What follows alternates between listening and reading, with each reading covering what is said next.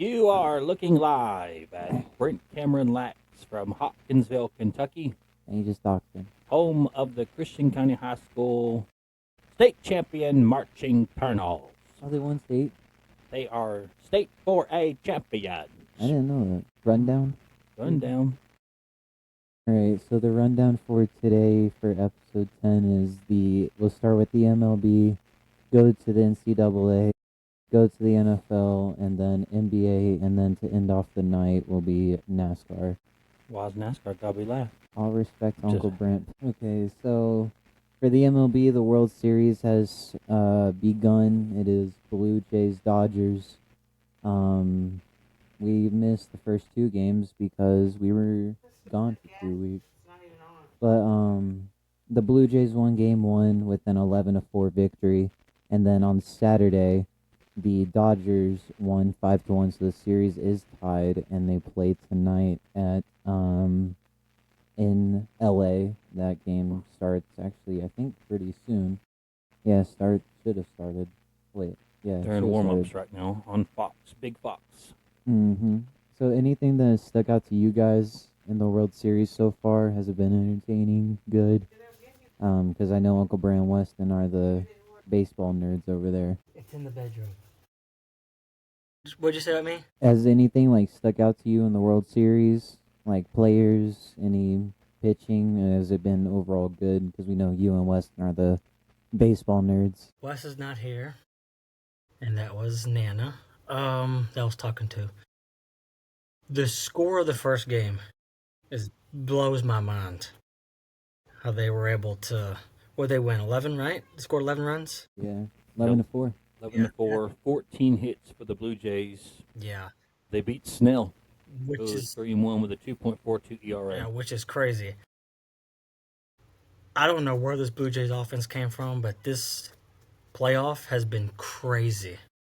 I'm also really hoping that the Blue Jays win because I really don't want the Dodgers to win. I think if the Dodgers win, this just shows you can buy your way to championships in baseball. Back to back. I think if the Dodgers win, I think the NBA has to do something about money, like implement a salary cap or do something just to make teams not spend billions of dollars. Because in my opinion, I don't think it's fair to the fans. Basically, like you look at fans of the Brewers and Blue Jays, their teams only get spurts like this maybe once every like 5 to 6 years. They're not like constantly this good like the Dodgers are. Yeah, you said Scherzer's going tonight? Yeah, the starting pitchers for tonight is Scherzer and Glasnow. They just started play. George Springer's up to bat right now. Yeah. Scherzer's got a 3.18 ERA, and Glasnow is a very, very good 0.68 ERA.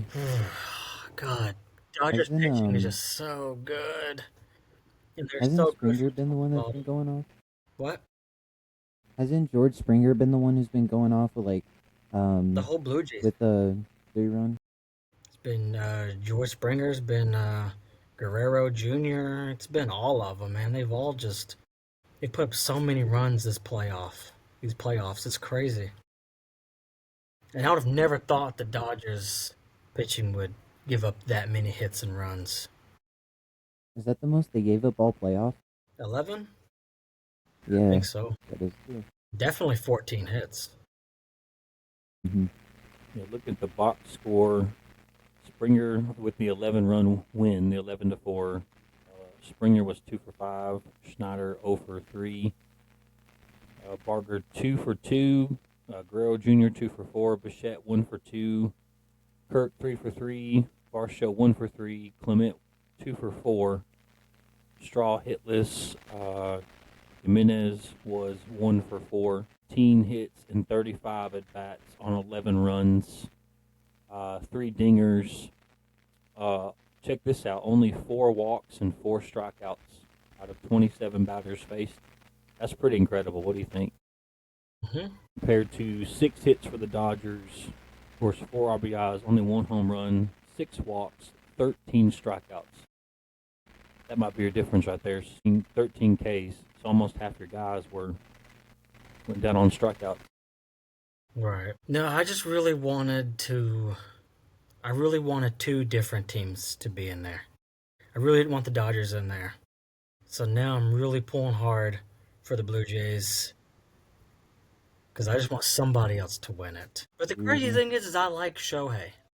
I seen a video Mhm. on TikTok today where, because he's just a DH, that he was filling up the water cups for the players while they were in the field.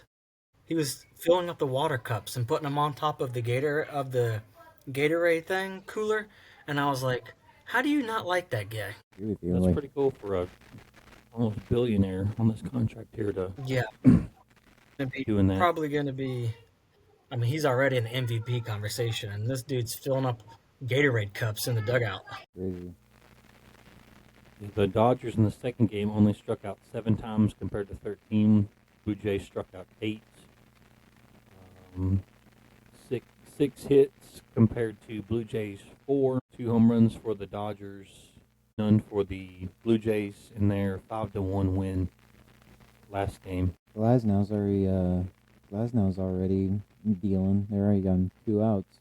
Vlad Guerrero up to hit. That's the thing about the Blue Jays. I don't think they have enough pitching to beat the Dodgers. Here's the crazy thing about the Dodgers: a future Hall of Famer. He's not even pitching. Not looking too good for the Blue Jays right now. Clayton Kershaw, he's not even pitching. So they're just starting like Yamamoto and all those guys. Mm-hmm. Snell, Helm, Otani's gonna pitch at some point. And with that win, didn't the Dodgers basically kind of steal home field back? They got one Yeah, in Toronto. I mean, the Blue Jays obviously can steal it back, but yeah. now they just have to hold serve at home essentially. Mm-hmm. Yeah, Middle of the first. I was doing really good in the bracket challenge until the championship series. Then everything went downhill because I had the Brewers and the Mariners, and neither one of them made it. I was destroyed basically when the Tigers won in the first round, and my AL was just completely shot. Yeah, you had too much faith in the Guardians. Mine made it, but then the CSs started and mine went down the drain. That's because Jared didn't have enough faith and confidence in my Cubs. Yeah. Padres winning. I think I had them losing to the Padres. You did. Not my smartest. Sure. Yeah, one of the major questions print that MajorLeagueBaseball.com has is, can the Blue Jays get into the Dodgers bullpen? Well, I think they obviously did in Game 1, but in Game 2, didn't he throw a complete game? The Dodgers, how do you say his name? Yamamoto, or Yamamoto. did he pitch a complete game, right? Yeah, in ESPN he said he did. Yeah, so Dodgers are in great shape. That's one storyline that we need to be watching. The other is, can the Dodgers beat 3? Keep going. You got, I don't know, they have way more than a big 3, but can they get those guys going? Hey guys, I love you. Sorry, I gotta hop off. All right, brother. Thanks for joining us, man. All right, I'm Love sorry, ya. guys. Love y'all. Not a problem. Love you, Love ya. Riley. Anything else on Major League Baseball, Jared? I think that's it for the MLB. Alrighty. If you want to transition to With football. college football, Honestly, where to start? where'd right you now. start? Where'd you start? North Dakota State's been owning the FCS, it looks like. They dominated South Dakota for a little bit. Those Bison, Mm-hmm. you've been on that field. I'll just start with rankings before we get into all the drama. We can. I definitely have some thoughts as it relates to college football right now. So you want me to read the rankings and you can give me your thoughts? Sure can. Okay, so for the AP, I'll just obviously go 1 to 25. Ohio State, Indiana, Texas A&M, Alabama, Georgia, Oregon, Ole Miss, Georgia Tech, Vanderbilt, BYU, that's your top 10.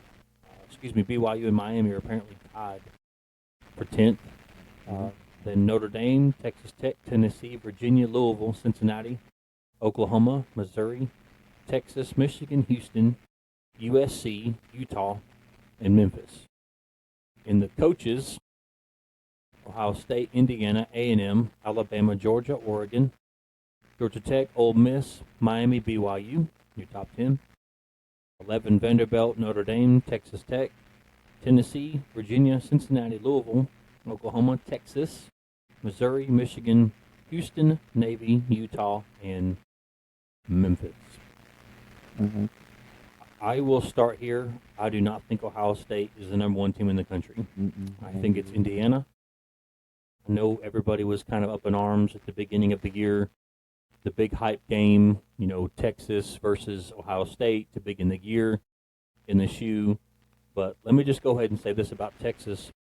They are extremely fortunate they did not lose at Kentucky last weekend because they very well could have. Had to beat Kentucky in overtime, basically on the goal line stand where there are a lot of questions about play call, coaching, a lot of things swirling the Kentucky football program about the future of Stoops. And they very well could have and perhaps should have lost that game. They made some errors down the stretch with the clock that allowed Kentucky to go down and kick a game-tying field goal to send it to overtime. And then, if I remember correctly, Texas had to come back this past weekend against Mississippi State. Mississippi State had to come back to get them. So, and to all that to say, not just to heap it upon Texas. Yeah, they had to come back another overtime game. They had to score 24 points. Did Texas going into the fourth quarter? So in the fourth quarter, Texas scored 24 points to ultimately win that game 45-38. And my question to you, Jer, is who has Ohio really played? A lot of these big schools and teams have played somebody. Some have won, some have lost. But who has Ohio, who have they really played? That's the thing. They haven't played anybody. Like, don't get me wrong, Ohio State, they're a good football team. It's the Buckeyes. They're going to always be good at college football. But, like, they've played Texas, who's now unranked and slipping on ice. They've played Illinois, who is also unranked right now. It's like they just haven't played anybody. They're playing Penn State this week. We know how that team melted down in 3 weeks. And then the next time they play a ranked opponent is Michigan. And so far, by how this season has gone, the toughest opponent on their entire schedule is, as of right now, number 21 ranked Michigan. So, in all respect to Michigan, if your most dangerous threat is Michigan, I don't think you should be considered number one in the nation. Yeah, this schedule: Texas, Grambling, Ohio, at Washington, Minnesota, Illinois, and Wisconsin. Illinois, they're not, let's just face it, not a great team. Texas has proven, they've had their struggles this year. Then remaining, Ohio State to finish up the year against Penn State. We all know what a shamble that program is in right now, looking for a coach. At Purdue, UCLA home, Rutgers home, and then they go to the Big House on November 29th to play currently number 21 ranked Michigan. And this year, Michigan can throw the ball forward. I'm going to say 11-1 right there. So everybody they can win Ohio at Michigan. Yeah, everybody knows, last year, Michigan not being able to throw the ball forward goes in the shoe, wins, 13-10. Again, and Michigan was a team last year that had no quarterback. So, and it's at the Big House this year. Here's another thing. Why are people high on Georgia Tech? Like, I know they're undefeated and they have been winning games, but with Georgia Tech, of course, being in the ACC, their schedule's a bit of a cakewalk. I just think Georgia Tech's a little overrated because as they got better and better, I saw them climbing the ranks. I was like, yeah, they're a good team. But once I saw them getting more into, like, the top 15, top 12, like, top 10 now, I'm like, we might need to dial it back. Because, yeah, their biggest win is Clemson, which at the time was insane. But then after that, they snuck out against Wake Forest. And they played Syracuse. They don't play anybody until they play Georgia. So, like, in my opinion, I just don't get... I might say it, Georgia Tech, in my opinion, is a little bit overrated by the committee. I thought earlier that I'm actually on this show referencing. I thought the ACC was better, and I'm not so sure it is. You've had Louisville beat Miami. You've had Clemson, who is down. Florida State is a ghost of who they were in that first game when they beat Alabama at Tallahassee. Would you just say it's basically up for grabs right now? I think it's Georgia Tech's to lose. Now let's pump the brakes a little bit because you do have a sneaky Virginia team who is 4-0 in the conference and 7-1 overall. You've got a Pitt team that's sitting there at 6-2 overall, 4-1 in the conference. You've got a lot of one-loss teams in the conference, but I got to renege on what I said earlier. I don't think the ACC is as good as I thought or hoped. You had to think with Bill Belichick coming into North Carolina that they were going to be improved. They haven't been. They're 0-3 in the conference, 2-5 overall. Florida State has fallen off the map, 0-4 in the conference, 3-4 overall. Clemson's 2-3 in the conference, 3-4 overall. It's a mess. I mean, you have Pitt 4-1. These are conference records. Louisville 3-1, SMU 3-1, Duke 3-1, Miami now 3-1. But in the conference, Miami, according to the standings, Miami is 1, 2, 3, 4, 5. They're seventh, 2-1 in the conference, 6-1 overall. Now, I think Miami's way better than that. I still think they're perhaps a semifinal, if not championship caliber team. I think they're still a good team. I just don't think they are the team that they were the first 4 weeks of the season. I don't think so because I don't think Carson Beck's the quarterback that we thought it was. I think he's struggling. I think that team goes as he goes. I think now film's now out there about him at Miami. It's starting to dial back a little bit for Miami. Yep. So I agree. I think Georgia Tech just, their schedule is what it is. The ACC is what it is at this point. We've got 2 months, 8 games. We kind of know who people are. But like you said, Jared, that last game of the year against Georgia, I think that's where tell us a lot about this team. I think that's where Georgia Tech might get, I wouldn't say humbled. They haven't been too cocky about it, but I think that's where they're going to be really tested. We're going to see how Georgia Tech is really going to be come playoff time. Yep. I actually have this down to talk about later, but we can talk about it now.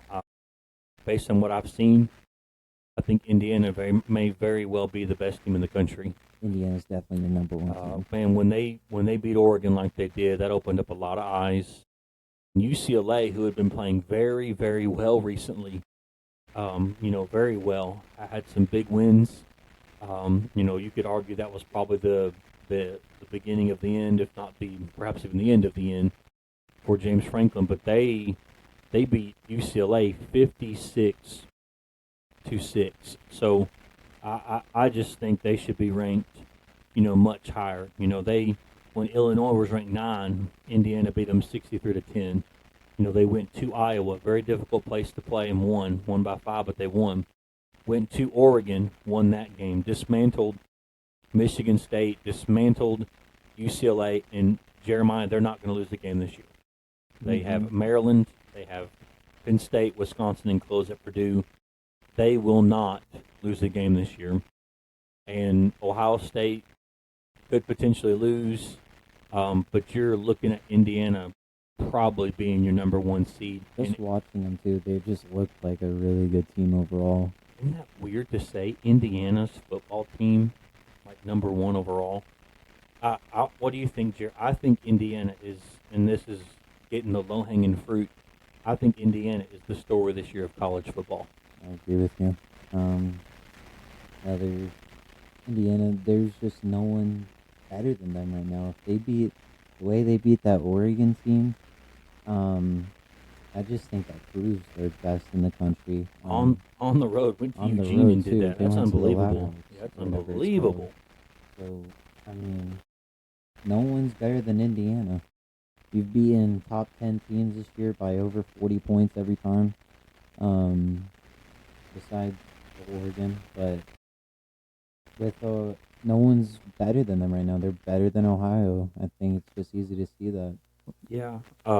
Again, I think there's another team, Jeremiah, that nobody's talking about, and that's the Texas A&M Aggies. That's another team that's been very sneaky. Marcel Reed, and that offense is just insane.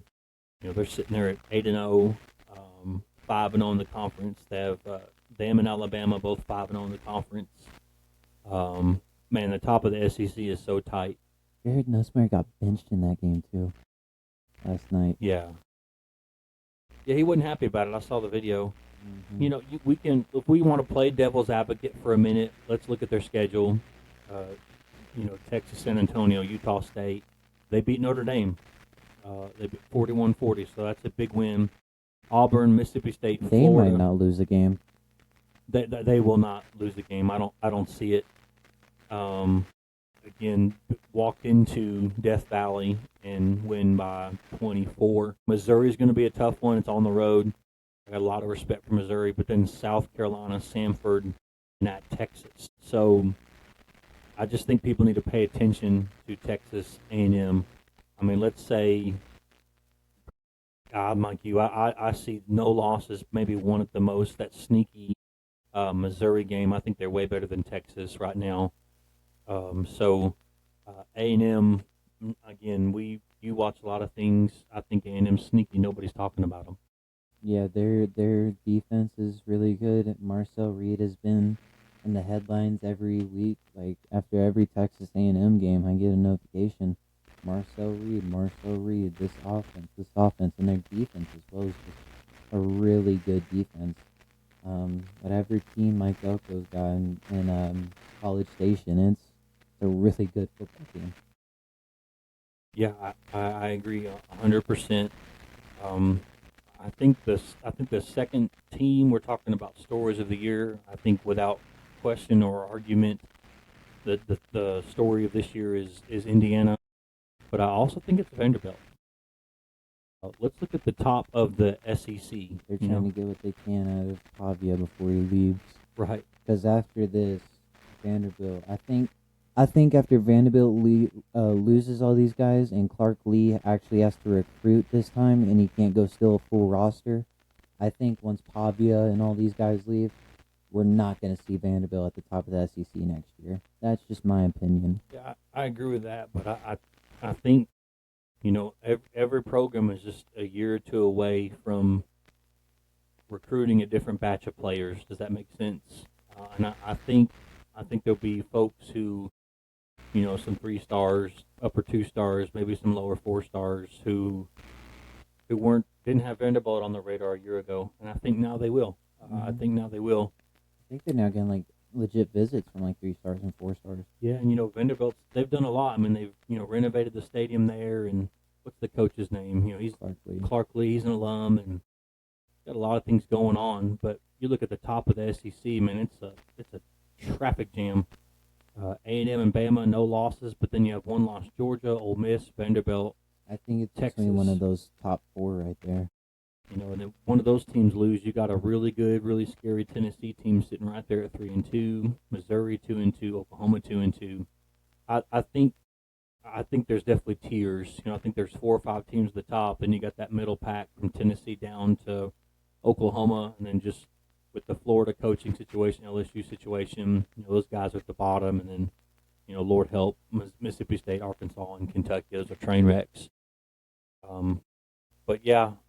Vanderbilt is kind of my 1B, kind of team of the year.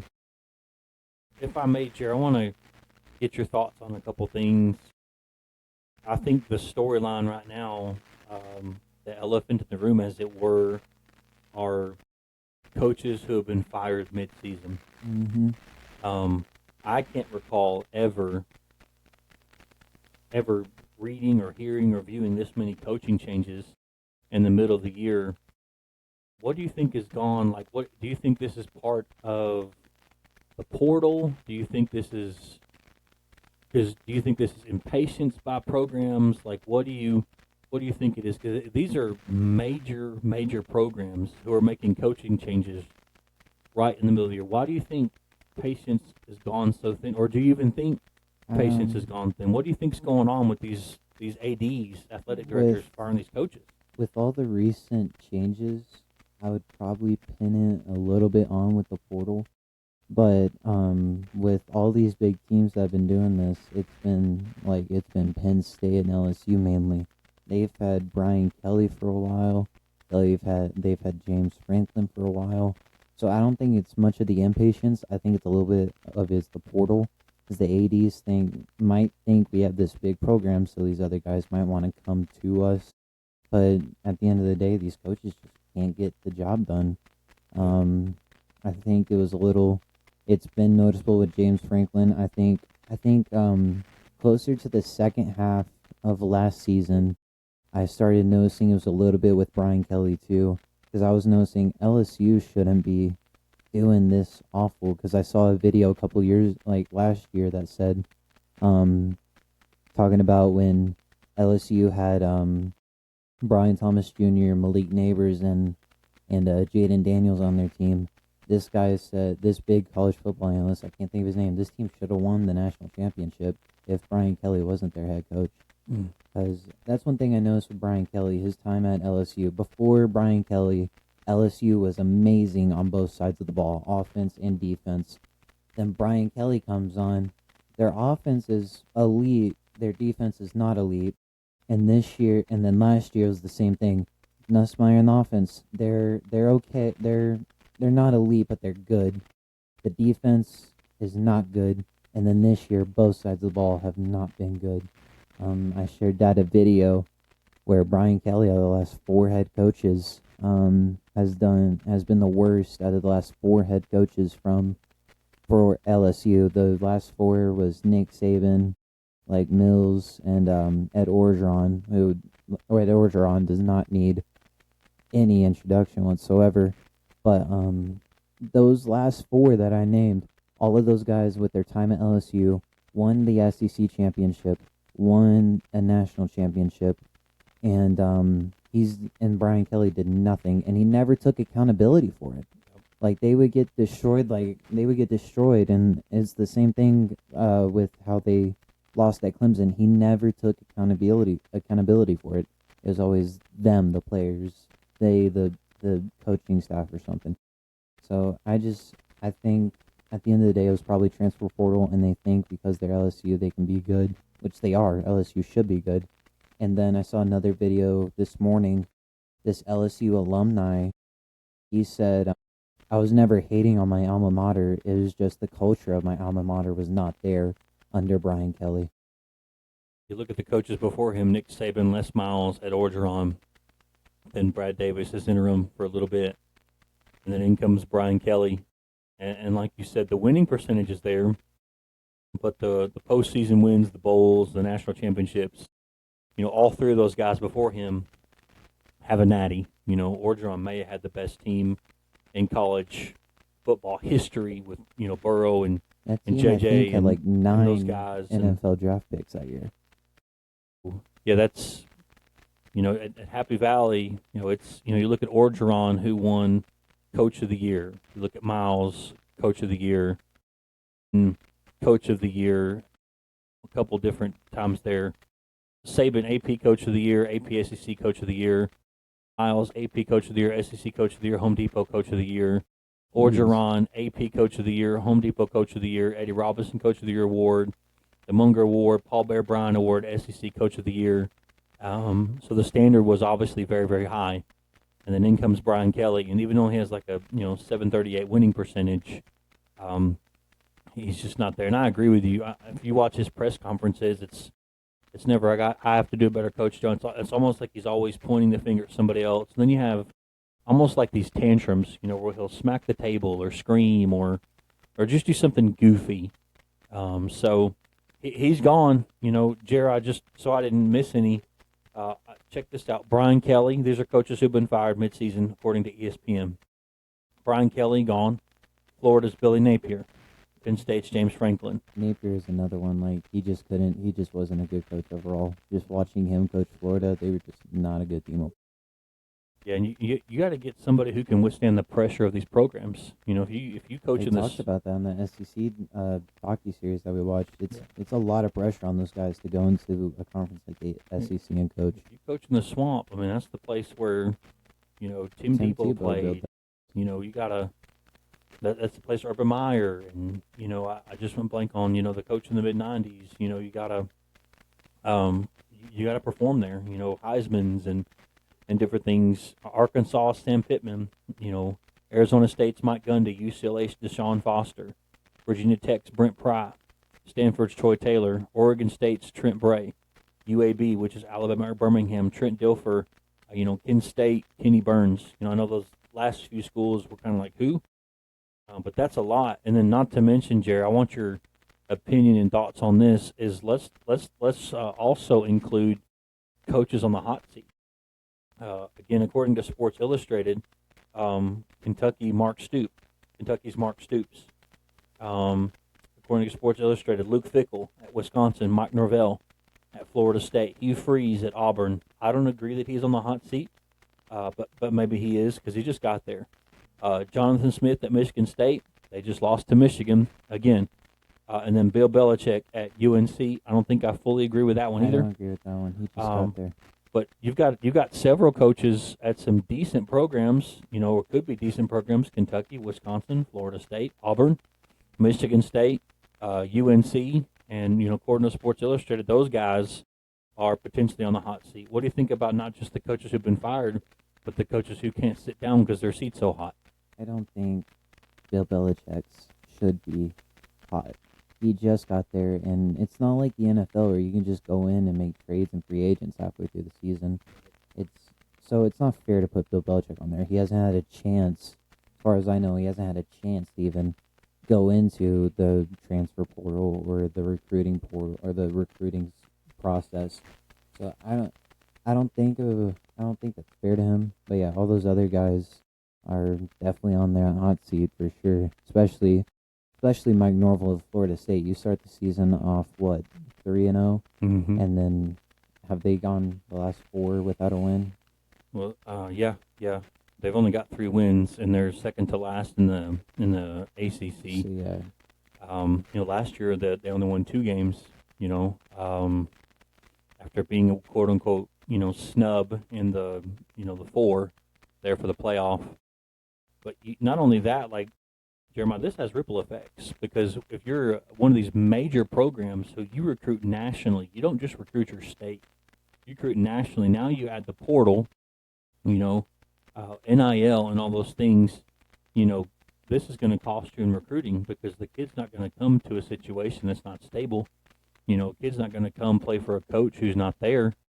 So these ADs are taking a big gamble, about, as far as firing my coach at LSU, firing my coach at Florida, Penn State, in the middle of the season, because that's going to have ripple effects on the off season if you can't get the right guy in there and you approach the off season with question marks, because these kids want to play and they want to play now. I agree. Because at all these, especially at the 3 big schools that have lost their coaches, Florida, LSU, Penn State, at all 3 of those schools, whenever you go in there to coach, you're expected to be ranked top 15 every year. You're expected to at least be ranked every year.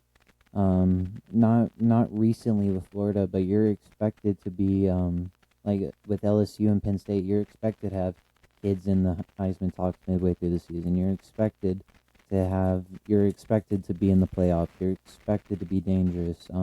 You're expected to be conference champions.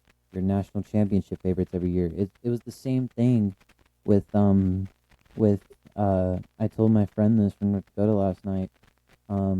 With Brian Kelly, every year he's been there, LSU's come in ranked top 10, top 5 with big expectations. But what happens by what week are we in? By week 8, week 9, well, more like week 6 maybe, halfway through the season, LSU just disappears completely off the map, and Brian Kelly is like, it's not on me, it's on everybody else who has something to do with this program. And so I was thinking he's not going to be here much longer.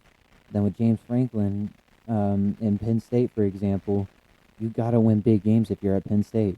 Same thing with Billy Napier. You got a young Florida team. You're supposed to at least be ranked right now. And you have DJ Lagway, and at the beginning of the season, I was thinking Florida was going to be good and DJ Lagway was going to be good. But then Billy Napier and DJ Lagway, it hasn't gone that way so far this year. So I think with all of these coaches that are getting fired by these big programs, it's just a lot of pressure. But I don't think the pressure got to these coaches. That's not what I'm trying to say. Napier's following guys like Urban Meyer and Spurrier and playing there at the Swamp. But I do think to a degree the pressure did get to him. Can you imagine the pressure day in day out of leading a program of that caliber with that expectation every single day? And at the end of the day, like we have to remember too, like these are college kids. These are young men, and just lost their coach. Who is even going to be on these teams next year when the transfer portal opens? Um, as you know, a lot can change from one year to the next with the transfer portal, NIL recruiting, and all these things. Jared, let's look at some scores from last week and get your thoughts on those. Indiana over UCLA, 56-6. Yeah, I think that shows Boom. shows how good Indiana is. UCLA has been a hot team ever since they won against Penn State, and ever since they just did a complete coaching change. UCLA's been a different team, and then here comes Indiana and just curb stomps them. 56-6 that's a beat down. Pickup game for Oregon, maybe Yeah. Wisconsin 7-21. Yeah. To your point, Jer, UCLA had won 3 in a row: Penn State, Michigan State, Maryland, and then they hit that buzzsaw, also known as Indiana. And for UCLA, the rest of their schedule is tough. They may not win a game. Maybe Nebraska. Ohio State, Washington, SC. Challenging to say the least. Texas A&M rolls into Death Valley. They're in Baton Rouge. A&M handles business, 49-25. Look at that second half for LSU's A&M. defense gave up 21 points in the third quarter, 14 in the fourth. I mean, it was probably hard on LSU's defense because I think Whit Weeks missed out, was hurt for that game. That's fair. And Whit Weeks is the voice of that locker room. I think he's been kind of saving Brian Kelly's job recently. But now that they lost Whit Weeks, the defense has basically lost its voice. I think he was their team captain as well on defense. So I think LSU is just right now going down the gutter, and I think it was another waste of a season for LSU. Yeah, Bama got a scare rolling into the South Carolina. Had to score 15 points in the fourth quarter to win that game 29-22. Didn't get to watch that game, but what I saw is it looked like the South Carolina fans and student section were prepared to rush the field, and Alabama said, in the words of the great Lee Corso, "Not so fast, my friend." Alabama playing really good, 7-1, 5-0. That's another school that I owe a public apology to, because the way they looked after week one, Their only loss is that Florida State game. the way they looked after that game, I was like, they are done. They are done. DeBoer's done. fired. Yeah, they're done. I take all that back. I was wrong. Alabama's alive and well. Yep. Oregon handles business against Wisconsin, 21-7. That Georgia Tech Yellow Jackets team you talked about, Jeremiah, they beat Syracuse 41-16. Here's a good one. Ole Miss beating Oklahoma at Oklahoma. I think this just proves what we said a few weeks ago: is how good is Oklahoma really? Of course, Oklahoma's on the road this week they come to Neyland, but I think that's what we said a couple episodes ago. I believe it was episode 6, maybe. Yeah, their first game away from Norman was the Red River Rivalry, and they lost to Texas, right? They lost to Texas. So we were like, so that was my big question: is how good is Oklahoma really? They're at home all these games, and of course Oklahoma has a pretty good home game team. So my big question was, how good is Oklahoma really? I think we're getting that question answered right now, because I think they're losing this week. I think they lose the next 3. I think they lose at Tennessee.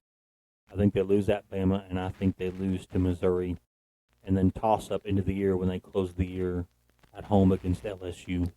Yeah, I think their toughest. I think the Missouri one and the LSU one. LSU will be a win, but I think that Missouri one's going to be tough. Yeah. I see that going either way, but because Oklahoma, they're a top 25 team. I just don't think they were, because they were ranked, 8th at highest this year. I just didn't see them being that 8th best team in the country. Yeah. because all of it was at home. Like 5. 4 of their first 5 games were all at home. That one away game was against Temple. Mm-hmm. So Yeah, continuing on, you had Miami, beat the brakes off of Stanford, Stanford was and then that Vanderbilt Missouri game with Vanderbilt, winning at home, college game that was there.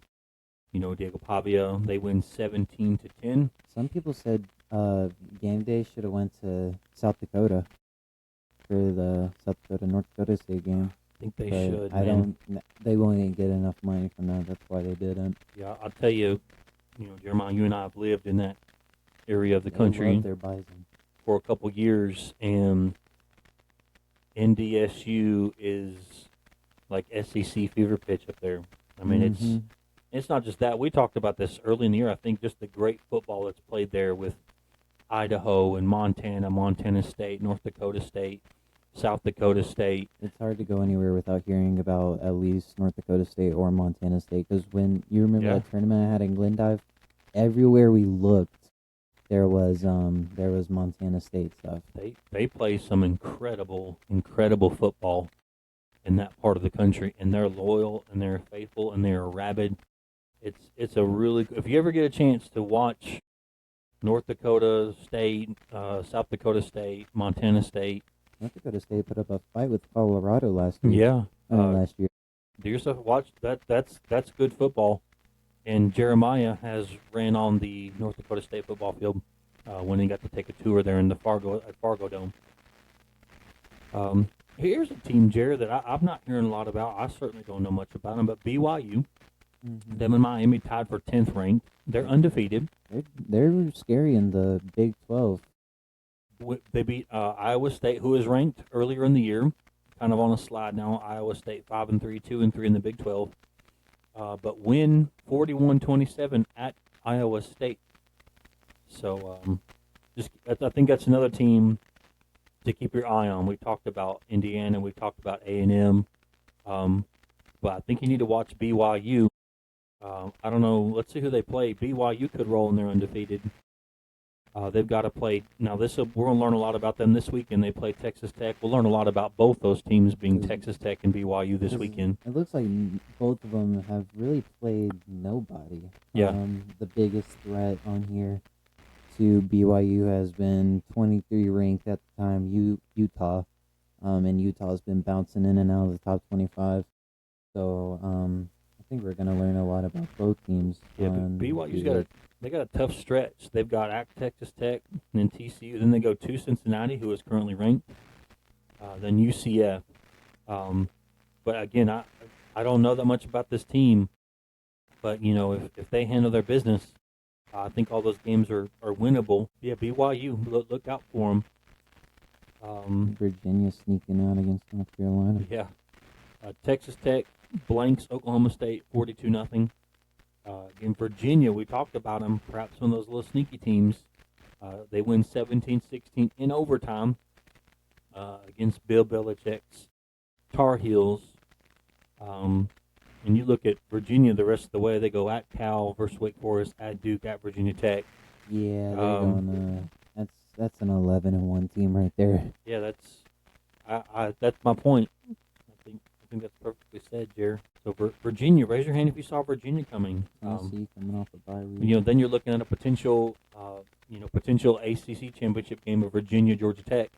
That would be entertaining. You have Tennessee doing exactly what they're supposed to do. Yep. If Tennessee can clean up our defense a little bit, like if our defense can be a bit better, I would say Tennessee's a very sneaky team to look out for. I agree. But of course, allowing 34, not good. But Tennessee fans the past few weeks, we have not been too happy with our defensive coordinator.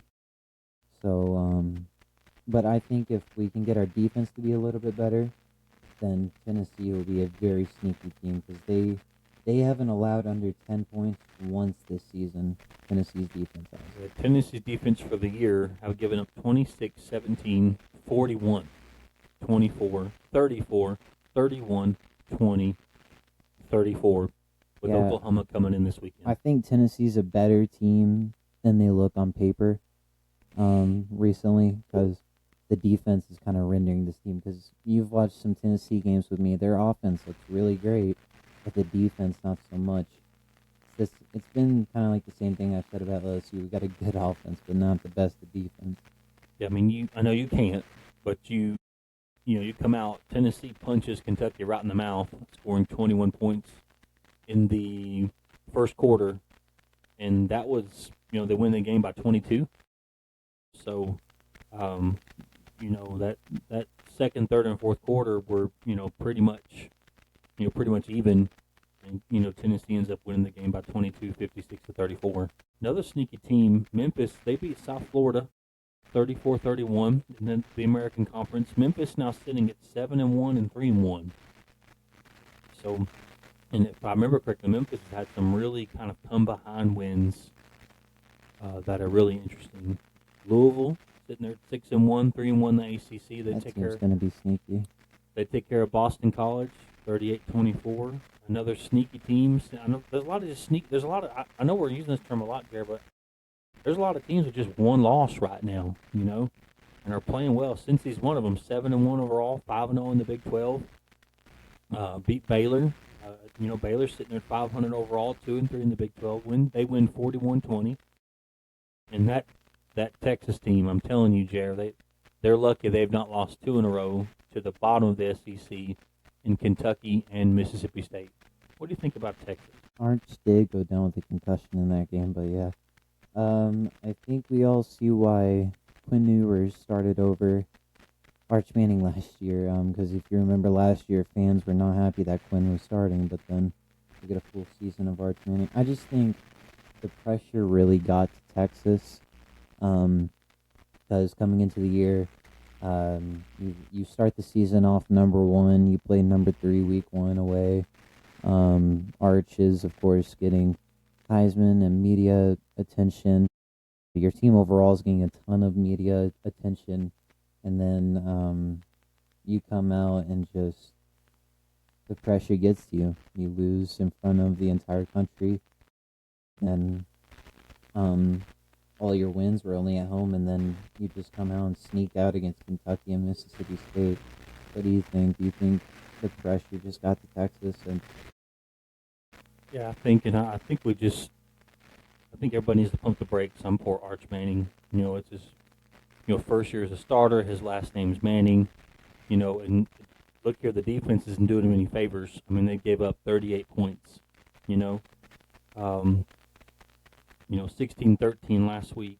Give up 21 points against Florida. So at Mississippi State, the defense didn't help them very much. I think maybe it's internal pressure, but I also think just here's Arch Manning coming in. Not only were he the number 1 team in the country, there was talks of him being the Heisman winner. And I just and his last name is Manning, so he already carries that. But, Texas still sitting there 6-2 overall, 3-1. But the last 2 weeks really have my attention. Because I'm going to keep saying it. They really could have and should have lost to Kentucky and had to come back scoring 24 points in the fourth quarter to win in overtime against Mississippi State. What about the free fall that is Illinois? They lose to Washington big. I think their confidence got killed in that Indiana game. Because, you're number 9 coming in. And a lot of people are talking very highly about you, and then you just get the mess beat out of you at home against Indiana. Yeah, again, I want to be all due respect to Washington. They're good. I mean, they're 3-2 in the conference, but 6-2 overall. Very, very good team. But also, Illinois is kind of in a gauntlet right now. Let's go back to that Indiana game. They were at Indiana, then played USC. Played Purdue, but then back-to-back they've had Ohio State and Washington. Their schedule eases up significantly for the rest of the year as they close the year against Rutgers, against Maryland, at Wisconsin, against Illinois against Northwestern to close the year. But 1, 2, 3, 4, 5. They're 2-3 in their last 5. So Again, I'm not gonna just completely abandon ship, but they are on a little bit of a slide. But I think we also need to have good context and say they played the meat of their season has been pretty difficult. And then Houston will be Arizona State, and then Michigan beats Michigan State. That first half was Scary. ugly to watch. But even the fourth quarter, Michigan State outscoring us 13-7. Once again, we're leaning heavy on the Justice Haynes train as he had 152 yards, 2 scores. Man, my biggest thing is, we had and that game could have been a lot worse. There's a fumble towards the end of the first half, I think it was, potential fumble, excuse me, where the ball is just snapped way over Underwood's head, and he falls on it. They just How do you outsnap a 6'4", 228 kid? Then that drive, there was a drive later in the game where Michigan State's on the goal line. They get Michigan State gets a penalty. They get pushed back 15 yards, and then Michigan commits a penalty, PI, whatever it was, gives the 15 yards back. It's just these little small things. Now, a lot of folks are freaking out more than I am. Michigan State, Michigan is always going to be close. It doesn't matter what the records are. It's big brother versus little brother. It's the in-state rivalry. It's the state championship. It's the Paul Bunyan Trophy. It brings out the best in both teams. Michigan rushed, to your point, for 276 yards. Marshall and Hayes both over 100. And they still lost 18 yards after that, so this team had over 290 yards overall. Yeah, again, what's glaring, though, is, Underwood, 8 of 17 for 86 yards. He has just got to learn, in my opinion, to mix up the speed of his throw. If you watch him play, even the analysts are like, he's got to take some off it. You're throwing a fastball all the time. But again, he's a freshman, everybody. He's almost like Arch. I know he doesn't have anywhere near the height, so don't crucify me on that one. But he just had so much hype coming in, the number one recruit. They pay all this money to get him from LSU, but he's glad he didn't go to LSU now. And he's doing what he's supposed to do. He's a freshman quarterback. Here's the 2 pressure points on Michigan, on a ranked Michigan team. Yeah. So I think that's just the pressure. Yeah, and he's experiencing all of this for the first time, and what he did in high school is not going to work now. So what he did at Belleville is not going to work now. But I would like to see him, I'd like to see us be more, we got to be a little more balanced. But at the same time, that's always going to be Michigan's MO. They build from the inside out, meaning the line's out. Their offensive line takes great pride and pressure of just running you over, wearing you down. So by the time you get late in the third, early in the fourth quarter, that is, they just do what they want to do. They manage the clock. They manage everything. They just wear a defense down. That's who they always have been, always will be. That's who they were all the way back. Sharon Moore is carrying this on.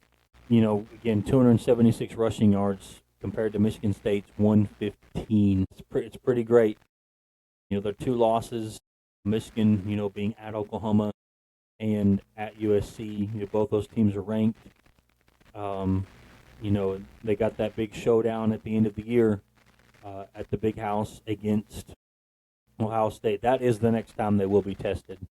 And what's ironic is after this coming Saturday, that's their next home game. Will be Ohio State. They have Purdue coming in this weekend. They go to Northwestern, to Maryland, and then the game on the 29th. I see us finishing the year with 3 losses. I hate to say this. Oh my gosh, but I got to be objective. I think we lose 3 games this year. I think Ohio State beats us. I hope not. I thought we were dead in the water last year. They should have destroyed Michigan last year. Well, we talked about last year. That was Ohio's pride that got to them. All they had to do was throw the ball on us, and they'd have thrown for 500 yards and beat us by 40. But for whatever reason, Ohio wanted to prove, Ryan Day wanted to prove they could, match with us in the trenches, and they just can't. That wasn't the strength of their team last year. I think Michigan could be the worst team in college football, but still have the best trenches in the entire. They can. college football. And that's that is, if there's a game where you can throw the records out, it is that game. I mean, the hatred. I know it's a strong word, but the hatred. If you're not familiar with that game or not a fan of those teams Don't go to or those live in the games. Midwest, you just don't understand. It is the greatest rivalry in all of college sports. I said it Not without Army apology. Navy. Huh? Some people say the Army Navy's a better rivalry. I would disagree with that. I just think the vitriol, because this game, almost every year, not only is it a rivalry, but it has national championship implications. It has Big Ten implications. It's two traditional powerhouse schools. Not that Army Navy is not a great rivalry. I think it's funny how like they're just completely different teams. Ohio, they spend money to get their roster. Michigan kind of spends money on their roster, but they actually recruit as well. Mm-hmm. So I just think anything Michigan, Ohio, both of them are completely polar opposite teams. Well, and that's what hurt Ohio last year. Is they did not stay true to who they were, and they paid a price for it with that quarterback and Jeremiah Smith and man, all those guys and weapons that they had. Right before the half of the game last year, I remember it vividly. I was like, we're hanging with them. We being Michigan, we're hanging with them. Because weren't they number one? Yeah, I believe so. Don't quote me on that, but they're ranked very high. They're like number one, But number two. right before the half, they threw the ball and went right down the field. Ohio State didn't score. And I looked at you and your brother, and I was like, they got to figure it out. There's no way they don't come out in the third quarter and just start throwing the ball over the field. And they never. Yeah, because I Never remember telling you did it's it. over. They're gonna just throw it to Jeremiah every time, and he's gonna go off. But then Never they did never it. did it. And I was because okay with it. Khalil Mullings went off. I like sure the Ohio still had- Zavada. Dominic Zavada with the still leg. did good. Because Ohio did have good running backs last year with Judkins and Trayvon Henderson, but still, just Michigan with how that team's built, they're gonna be good with running.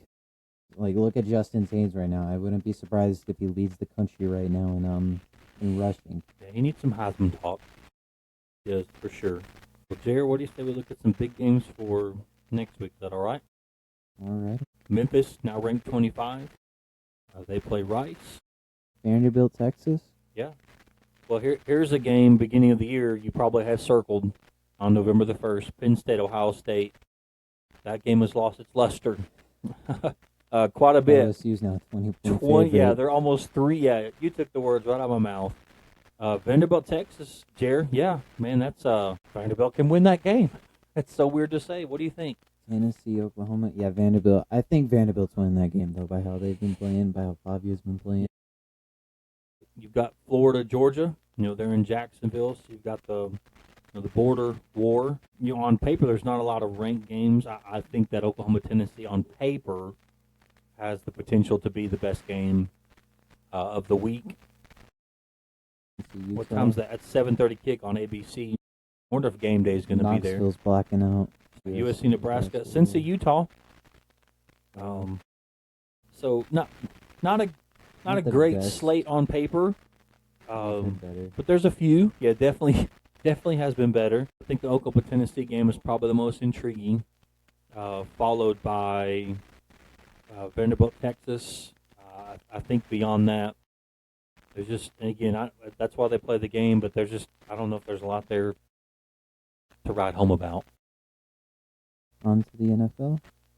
On to the NFL. All right. You want to go ahead and look at the latest power rankings? I know it hasn't changed. Well, we probably shouldn't actually.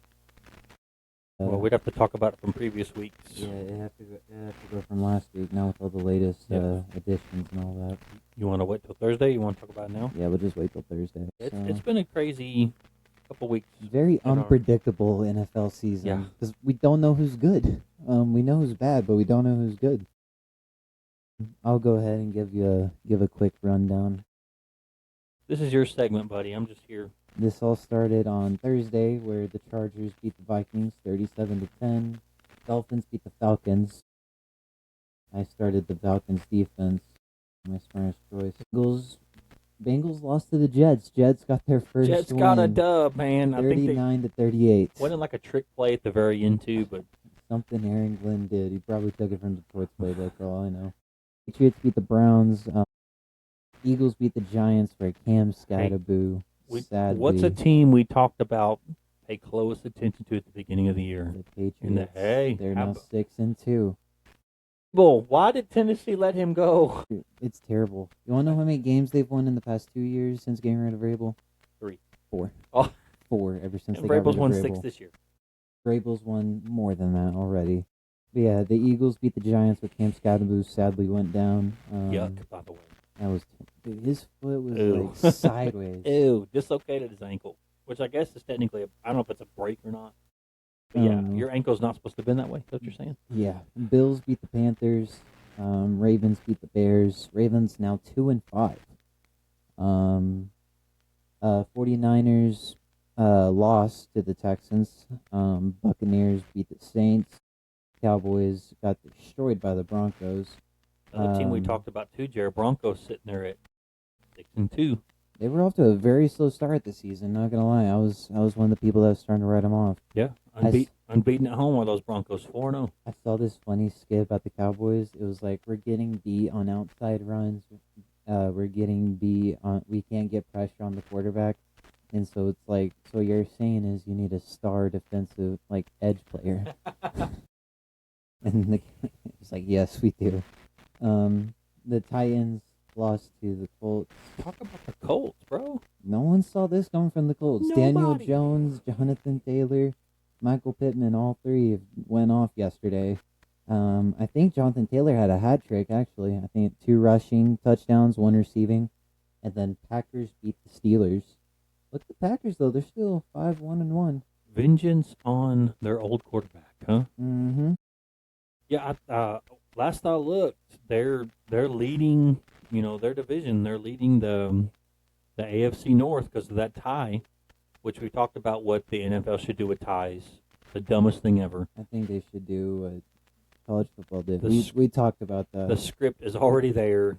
Just do what Jeez. let them play. If they Come get on. hurt, they get hurt. But yeah, essentially, they're leading that division. Detroit's sitting there at 5-2, and the Packers have a head-to-head win. And give a little respect to the Bears, sitting there at 4-3, over 500. The Vikings. I saw Bears today fans are where probably rejoicing right now. Wentz went down, looking at season ending. I think it was shoulder surgery. Oh, playoff pictures released on ESPN. So They give the Colts right now a 96% chance to make the playoffs, 79% chance to win the division, a 40% chance to earn the bye, and then a 23% chance to make the Super Bowl. Right now, the AFC favorite for the Super Bowl is the Chiefs. The Chiefs have a 27% chance to make the Super Bowl, according to ESPN. ESPN right now. glazed on the Chiefs. I don't take anything ESPN says about the Chiefs seriously. I just don't. The Titans and the Jets and the Dolphins, all 3 of those teams on like every single category to make playoffs when not their conference, their division, all that. All of them are under 1%. I started Mahomes this week in fantasy. He just threw his second interception, and they're playing the Commanders right now. So thank you, Mahomes, you jerk. Mariota, QB for the Commanders. Former Titan. And right now, Chiefs lead with 2:30 to go in the second, 7-0. But it looks like Washington is driving, 2nd-11 at the KC 21. So Washington driving the ball as they're about to hit the 2-minute warning. Yeah, Kansas City. I don't think they'll make the Super Bowl. They just don't seem like a Super Bowl team in my opinion.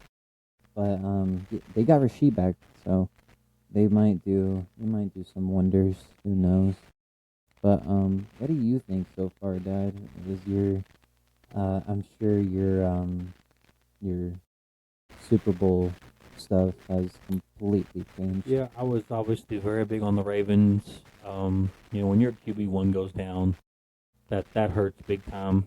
Jackson, I did see where Travis Henry, I think he just got his 111th career touchdown, like tying or passing Walter Payton. So good for Derrick him. What's that? Derrick Henry. Derrick Henry. Sorry, did I say Travis? Yeah. What's wrong with me? Sorry. It Derrick is. Henry, running back for the Baltimore Ravens, got like his 111th rushing, Goat. and he passed like Walter Payton, which is royalty. And I was looking actually at the Bills. You know, before this last weekend's win over the Panthers, they've lost two in a row. Lost to the Patriots and lost to the Falcons. So you know that's interesting. I still think the Bills come out of the AFC, and I think the NFC, in my personal opinion, I think the NFC is wide open. I do. You know, you got the Philadelphia at 6-2. You've got Green Bay 5-1-1. Detroit at 5-2. Tampa at 6-2. Look at the NFC West: Seattle 5-2, Rams 5-2, Niners 5-3, Bears over 500. I think the NFC is wide open. It's going to be so interesting to see. But I think coming out of the NFC is probably going to be Philly or Detroit. I think those are probably two of your most complete teams, not just a homer pick.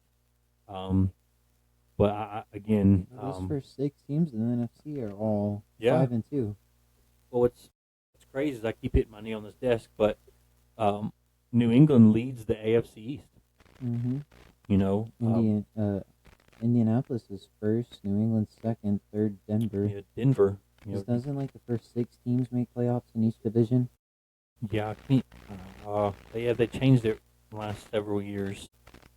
It's close overall. Like anyone could be number 1 and get that bye. So just I think right now, but what we've seen so far, of course this can change by 2 weeks. But right now, my Super Bowl is probably Indiana. I don't think anyone's been better than them. But my Super Bowl as of right now is Indianapolis and man, Again, I think the NFC's wide open. I'm just gonna take a shot in the dark and say Tampa. Honestly, Indiana, Tampa. That's my Super Bowl as of right now. I just, but it's a very unpredictable NFL season. No one knows what's going on with the season this year so far. The hottest team in the league right now are the New England Patriots. They have won 5 in a row. Next hottest, also winning. You know how insanely difficult it is to win 5 in a row? Denver Broncos. Both those teams started 1-2. Now they sit there at 6-2. Third hottest team in the league right now are the Indianapolis Colts, having won 4 in a row. Packers have won 3 in a row. Let's see here. Eagles, Seahawks, Rams, Chiefs all have won 2 in a row. And there's a lot of teams who have just thrown a 1-win, streak, if you want to call it that. Man, the Patriots are good. Took them 5 years to find another franchise quarterback. They're good. But I'm still going to stick. I can't choose between Detroit and Philly out of the NFC. But I wouldn't be surprised. Green Bay's sitting right there. Seattle's sitting right there. Philly's sitting right there. Like you mentioned, Tampa Bay's sitting right there. All those teams are above Detroit. It's just, San Francisco's sitting there at 5-3. It's interesting. It's interesting to say the least. Jerry, you brought up something earlier. Tell us about this Roger McCreary trade and what that says about the Titans, moves they're making, their future, their desperation. What does that mean for the Titans? What messages are they sending? I think the Titans are still hitting that reset button. Still gonna try to build around Cam Ward, but today the Titans traded one of their probably more fan favorites and probably standouts of Roger McCreary to the Rams today, and a lot of people are saying, a lot of Titans fan pages I follow are saying, don't expect the Titans to make a lot of moves, because the Titans have said they are open to trade anybody on the roster but Jeffrey Simmons and Cam Ward. So no one's safe on that roster right now. So don't be surprised if the Titans go out and maybe stock up on draft picks, get new players. But the Titans might have a big supercell as we get closer to the trade deadline. Again, we talked about it. Mid-season surprises. I think it's crazy. In college football, our big surprise is Indiana, and I think you stay in the same state for our NFL surprise, the Indianapolis Colts. Nobody saw this coming. Everyone thought the Colts were going to be bad. Coming Yeah. into the season, all you have on offense is really Jonathan Taylor and Michael Pittman, and your starting quarterback is between Anthony Richardson and Daniel Jones. I think those top three teams in the league right now by record, having won 4 and 5 in a row respectively, Patriots, Broncos, Colts. What great surprises, I just think it's great. I'm a little shocked with the Chargers. Maybe they'll catch fire. They're sitting there at 5-3. I think they're a little better than that. Again, the midseason surprise for me gotta be those Colts. Pretty remarkable. It is. Everything for the NFL. Sure. All right, just making sure. So on to my personal favorite, the NBA. The NBA season has kicked off officially. Wow, our Pistons are getting killed. Just when you think they do this, they become Detroit. They're losing to the Cavs 106-73. The NBA has begun. I love it. The Celtics are 0-3 despite having the team that they. I'm just gonna look at the standings here, but and we can look at final scores from last night if you want to. So far, Indiana's 0-3. I just feel bad for Pacers fans. Tyrese Halliburton's out for the year. Boston's in the same position, aren't they? But Jason Tatum. Tatum, he's expected to come back before the end of the year. So, but both without their superstar, right now. So they may get a little behind. Do you think? Yeah, they might. San Antonio, have you seen how they've been playing recently with Wemby and all of that? Did you see Wemby dribbling the ball the other day? I didn't. Dude's 7 foot plus, and he's dribbling the ball like a point guard.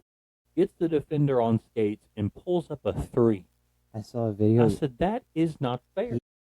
He had 3 block shots all in a row, and then he just pulls up in the logo. Yeah, like that's.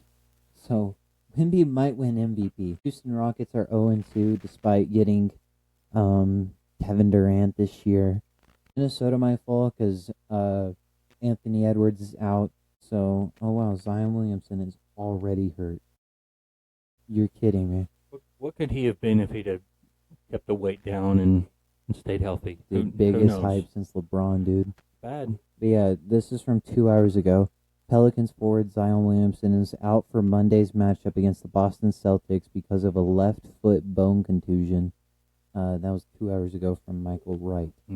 OKC is 3-0, the defending champs. So, of course, with Shea winning MVP and them being champs, there's a target on their back. And they really have the same roster as last year. And here's a surprise, actually. Golden State. They made no moves in the offseason. All they have is a 35-year-old Steph Curry and maybe a Brandon Podziemski. Jonathan Kuminga was in contract disputes all off season. So, good job so far by Golden State, starting off the year 2-1. Lakers, so far, Luka and Austin Reeves have been carrying the mess out of that team. And then the Brooklyn Nets 0-3. Orlando Magic, I think this team will be sneaky later in the year with Franz Wagner, Paulo Banchero, just the young core that they have. I think they'll be a sneaky team as well. And live scores right now, Cavaliers are destroying the Pistons. Donovan Mitchell with 33 points. And then the top performer for the Pistons is Jalen Duren with 8 points and 7 rebounds. Magic are playing the 76ers right now. Tyrese Maxey is putting that team on his shoulders. Where'd he play college ball? Kentucky. And then the Bulls and Atlanta are right now going at it 67-63 for Hawks are right now leading. Top performers have been Kristaps Porzingis and Nikola Vucevic. Rockets might get the first win and then send the Nets to 0-4. Top performers for that game is Michael Porter Jr. and Tari Eason. Right now at halftime, the Celtics are leading against the Pelicans. Josh Minot is the top performer for the Celtics, and so is Jordan Poole. Celtics did a lot of moves this season. They traded for Anthony Simons and sent Drew Holiday to Portland, and then they traded away. I can't remember if they traded away or if he just signed in free agency, but Porzingis went to Atlanta this year. So Celtics have a bit of a different looking roster. I saw where Anthony Simons did really well in his in the preseason for them, but let's see what's on this team so far. Yeah, so it's still just still some same teams from last year. Oh, Mario Williams from Kentucky's on the Celtics. I didn't know that. But yeah, Anthony Simons was an addition, and Josh Minot and Chris Boucher are the new names on that roster. But Boston 0-3 right now. Not normal for the Celtics.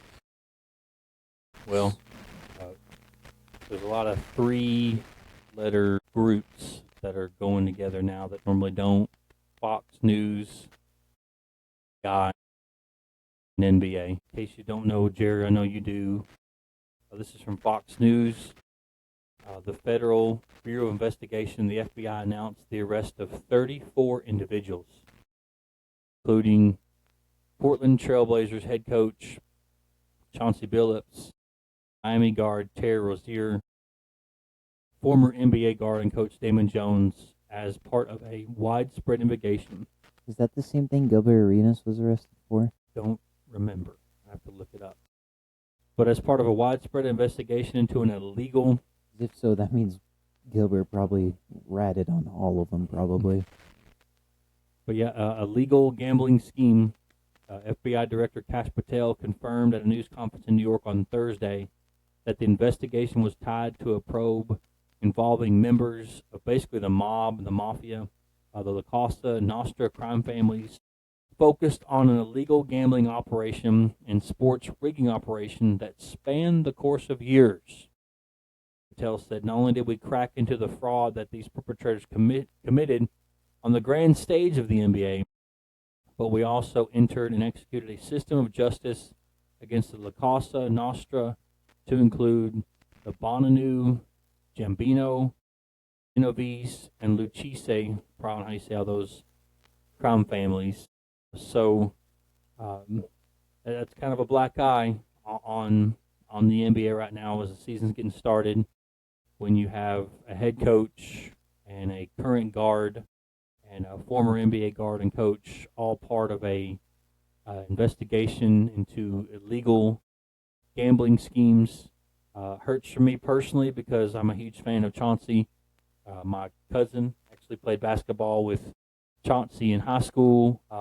We all know what Chauncey did for the Pistons in the early 2000s with MVPs and championships and all those things. So, Jared, what do you think? Just a lot of people have different opinions about the NBA and traveling things and super teams and just different thoughts and philosophies. Some true, some not. Opinions the same way. But here you are trying to open the year on a brand new season, and this news comes out. 34 individuals, including Portland Trailblazers head coach and a current guard for the Miami Heat. What are your thoughts on this? What is Adam Silver? What kind of job does he have ahead of him as he tries to navigate the NBA through this? Well, if you're Adam Silver, hopefully he doesn't know about it. He didn't know about it. Hopefully, because he'll be spending a lot of time in court. And you also hope that Portland didn't know about it, and you also hope that Miami didn't know about it, because if those teams and Adam Silver kept the whole thing, knew about the whole thing and kept it quiet, then that's not good for those teams and the whole NBA. Because could they shut down the NBA for the rest of the season about that? I don't know if they have that jurisdiction, and probably not.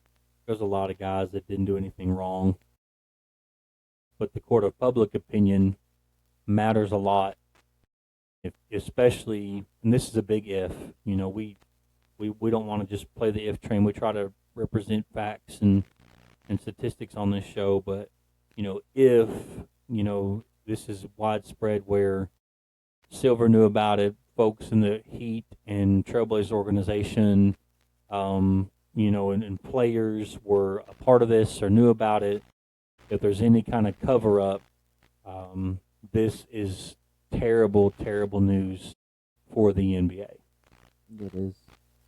I mean, this is in front of the Committee of Commerce, the Senate. You know, now the NBA is asked to provide documentation of its policies and a list of investigations regarding betting. So now you have the Senate Committee on Commerce, you know, sports, science, transportation. You know, now they're asking the NBA to provide what are your gambling policies? What are your whatever investigations do you have regarding gambling? You know, ESPN, there's a quote here: the integrity of NBA games must be trustworthy and free from the influence of organized crime or gambling-related activity. Sports betting scandals like this one may lead the American public to assume that all sports are corrupt.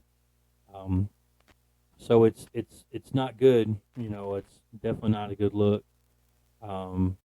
NBA said in January 2025 that it investigated unusual betting activity on Rozier's unders on March 23 and couldn't find a violation of rules.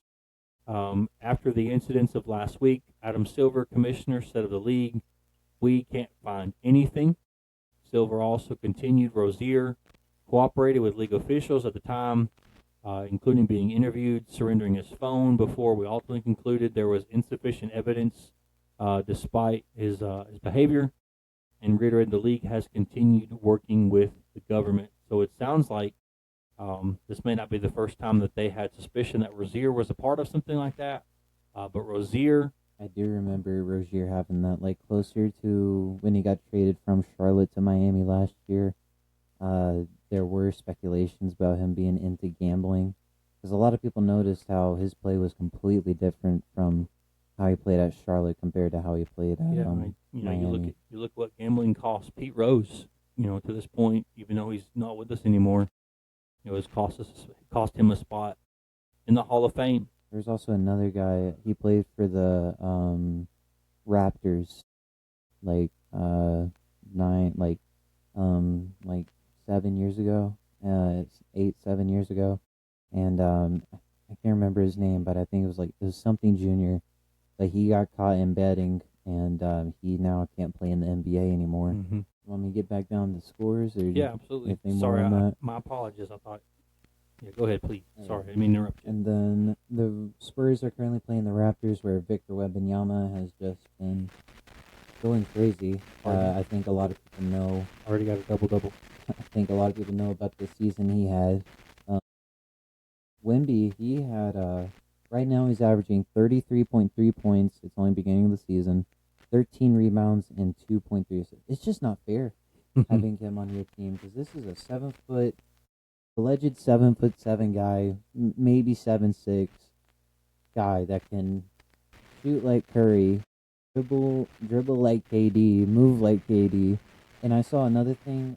Bleacher Report sent me a notification at the start of this show tonight. Wemby effortless 360 layup. Kidding me.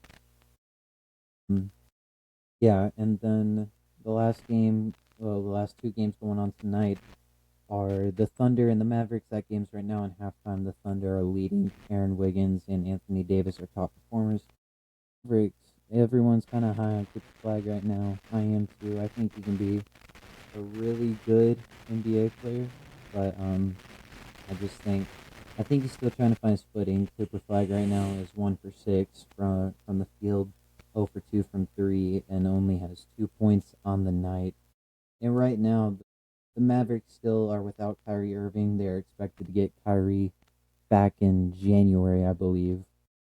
And of course, Oklahoma City's Oklahoma City team. I think Shea is hurt because Casey Wallace is in the starting lineup here.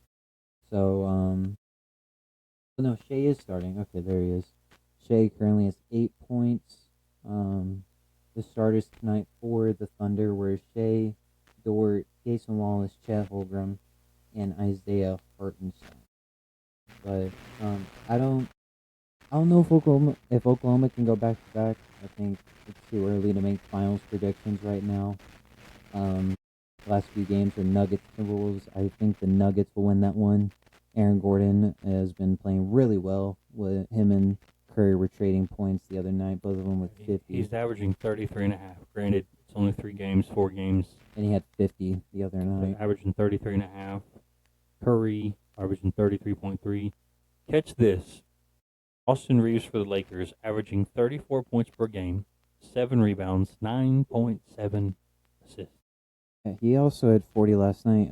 The other night. The Lakers have been getting carried right now by Luka and Reeves, but Luka and LeBron are out, so it's all on Austin Reeves right now. I think LeBron's out for at least the first month. Luka's out for at least the next week with a ton of bruising.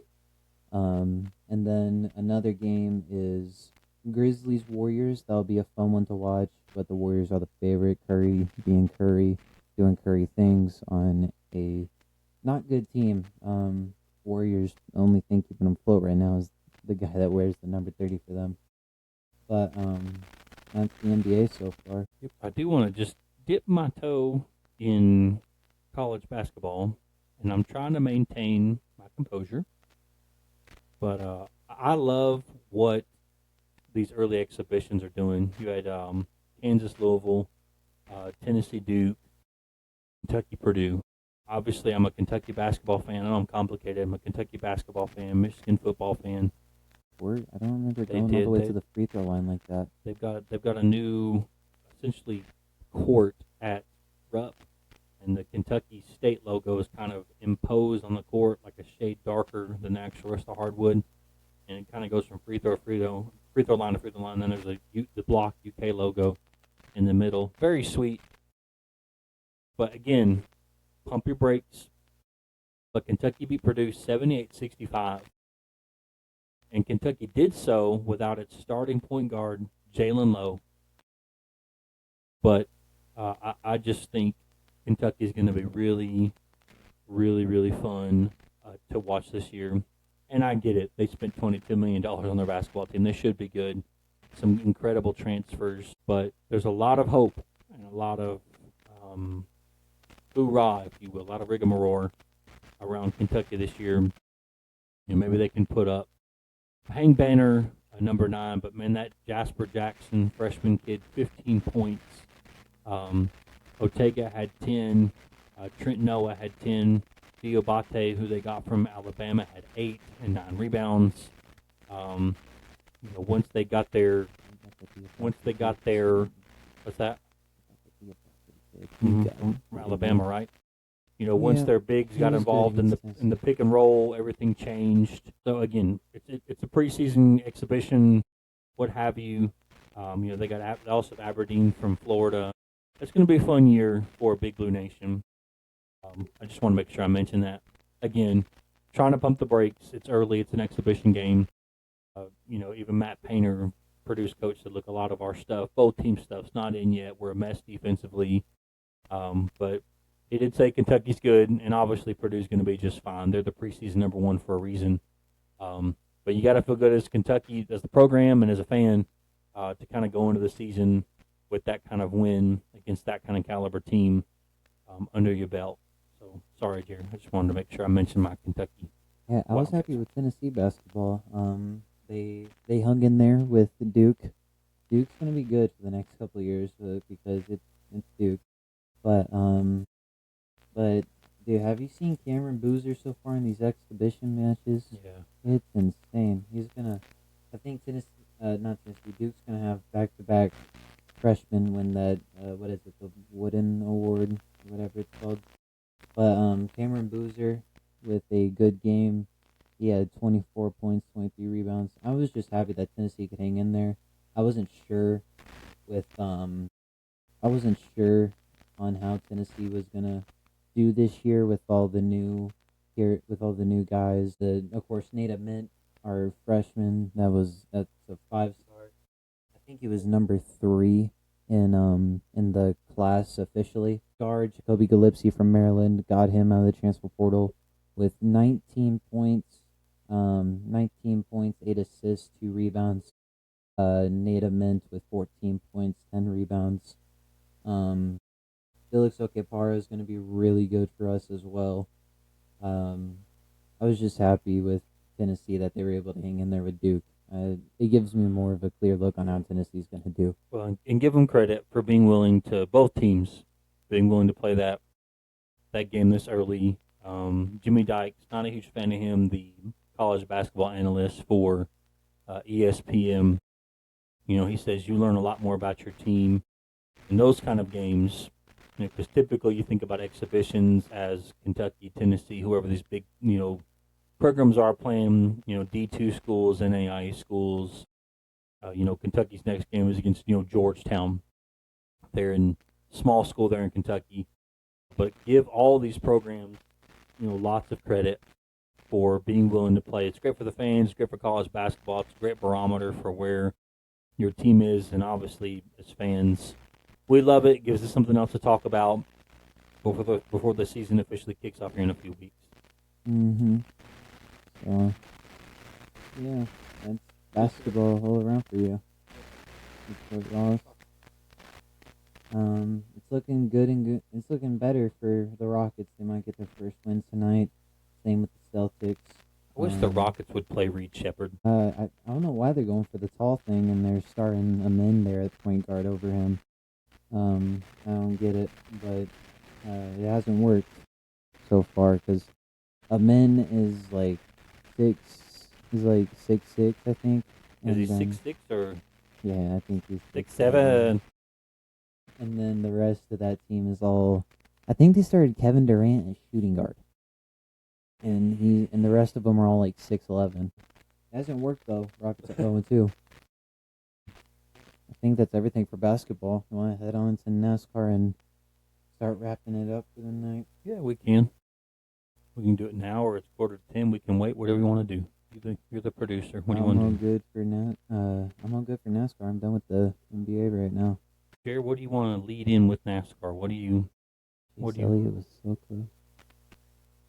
Chase Elliott got about as close as he could get. He had to win this past weekend's race at Martinsville. The Martinsville is the penultimate race, meaning it's the last race before the championship. I just want to say I called it, by the way. Yeah, we both called Briscoe early in the playoffs, and he's there. He's got a chance to. Well, I called the race winner. You did call the race winner. Matter of fact, NASCAR social media used your image or used your post, or they used like my answer. Jeremiah's famous. He wants us all to know it. But this week is it. The last week of the season. It's the championship 4. Remember NASCAR's playoff season. NASCAR's playoffs, at the end of the season. Starts with 16, and every 3 races, 4 drivers are eliminated. So, 16 to 12, 12 to 8, 8 to 4, and this weekend we will crown a champion in Phoenix. I think it's probably Larson or Briscoe. Yeah, I agree. After 26 weeks of regular season racing and 9 weeks of playoff racing, as of Sunday night, we'll have our Truck Series champion, our Xfinity Series champion, and our Cup Series champion. As far as the Cup, the 4 drivers who are alive to win a championship are Denny Hamlin, Chase Briscoe, William Byron, or Kyle Larson. Keep in mind, those 4 drivers do not have to win the race. Whichever those 4 drivers cross the finish line first, it could be position 36, 37, 38, and 39. because they're still racing with all the other drivers. Matter of fact, we've seen, a couple non-playoff drivers, cause headaches for some playoff drivers. Just this past week, Eric Jones spun at the Martinsville race, causing a very untimely caution for a lot of your playoff guys that just pitted and then got them trapped a lap down. Again, a non-playoff driver has an issue. That issue causes issues for your playoff contenders. Again, so Carson Hocevar late in the race last week spins, and you basically have a 3 or 4 lap shootout for essentially. Last week, do you mean Talladega or Martinsville? Martinsville. Yep, he spins at Martinsville, and there's a quick shootout to determine who's going to go to the championship for. To your point, at Talladega, we were at that race. You had a wreck coming into turn 3 and caught up multiple playoff contenders and took Chase completely out. He finished dead last. But Chase still won. Mm-hmm. But Chase Briscoe, still did win. What's interesting about this past week's race in Martinsville is I bet you Chase Briscoe was glad he won at Talladega. He's very not glad he too good at Martinsville. No, he and Denny Hamlin both had engine issues. But that's not good for Denny because that means back-to-back weeks with engine issues. Mm-hmm. So remember at Talladega he got sidelined with engine issues. So he's very glad he won at Las he's super Vegas. glad he won at Vegas. And again, it's another round where JGR has been very strong. They swept the first round of the playoffs and got 2 out of 3 in this round. But William Byron, who is racing for a championship now, he had the only way he could get into the championship for was to win the race, and he did. Because he did wrecked at Talladega coming across the line, which really hurt him. Mm-hmm. But he had to win, and he did. Dominated, led over 300 laps and won Swept the stages, and he was as dominant as you can be. Had to move, but did so in a way that didn't end the 12's day. So he had to move Blaney to take the lead. That's what Martinsville racing is. It's a little half-mile bull ring. Paperclip. It looks like a paperclip from the sky when you factor in the track and then pit road. It's called the paperclip because from the sky, that's exactly what that racetrack looks like. So again, excitement of the playoffs, right? Willie B has to walk it off. Here's the And he crazy does. thing, though. I'm looking at the standings right now between the Cup guys. If you want me to go ahead and name the other champions. But what I have to say right here about the Cup guys. The guy with the most stage wins out of the championship 4 in the Cup Series is William Byron. He has 4 stage wins in this year's playoffs. I'm just glad it's not Penske going for a 4-peat. That's something I'm happy about. But the Xfinity Series, so the AAA basically of NASCAR, their championship 4 is Connor Zilisch, Carson Kvapil, however you say his name. Quapfel. Justin Allgaier going for back-to-back, and then Jesse Love. So all Chevy, 3 of them are teammates. Jesse Love's the only Richard Childress car. Connor Zilisch, Carson, and Justin Allgaier are all junior motorsports guys. And that junior is Dale Earnhardt Jr. Mm-hmm. Dale Earnhardt Jr. The Craftsman Truck Series is Corey Heim. It's his to lose, really. No doubt. If he wins, I think he sets the record for most wins in a truck season, which is with 12. Corey Heim, it's his to lose, really. Caden Honeycutt with standing out with Homer Friesen, been filling in for Stuart Friesen, who broke racing his for the leg. injured Stuart Friesen has a earlier chance to get this him a year. championship. Caden Honeycutt doing really well. Ty Majeski going for back-to-back. And then Tyler Ankrum is the last guy filling it out. Right here on paper, it's looking like it's between Corey or Caden. Caden has 4 playoff stage wins. Ty Majeski has none, and Tyler Ankrum has none. Caden Honeycutt has the most out of all 4 drivers, but Corey Heim has a race win. And then for the Xfinity Series, I think it's really Zilich's to lose. Of course, he didn't have the best round of 8 per se. Talladega really hurt him. But I think he was good enough on points that he made it through the round of 8. But I think it's between Zilich or Allgaier, maybe Jesse Love, because Jesse raced really well. Yeah, you have Corey Heim, who's had a historical year in the trucks, and then Connor Zilich, That is same way, year. rookie, Both of them, I Um, think, are rookies. Dominating. It's Not theirs. It's theirs to lose. But again, NASCAR, whatever level, is a team sport. You have to rely on your pit crew to get the stops done and get them done quickly. You have to rely on your spotter to keep you out of trouble. You have to rely on your crew chief to make the right calls and take the gambles when they need to. And you have to rely on your engineers and your car builders and to make sure that things are running and at peak and operational and everything's good in the wind tunnel. And then you gotta remember you're out there with every other car on the grid. So a lot can happen. But I think the favorites for me. I don't necessarily want to go away from Larson, but when you make that pick, you don't know who's going to be in the championship four. What's interesting about the Cup championship four, Jeremiah, is only one of those drivers has the championship, that being Kyle Larson. Kyle Larson can be a two-time champion come Sunday. I give him the edge. Or we can get a first-time champ. Or if he doesn't, we'll have a first-time champion. You're exactly right. But I give Larson the edge because he's been there. Mm-hmm. So is Denny, but are you talking about he's won the championship? He's won it.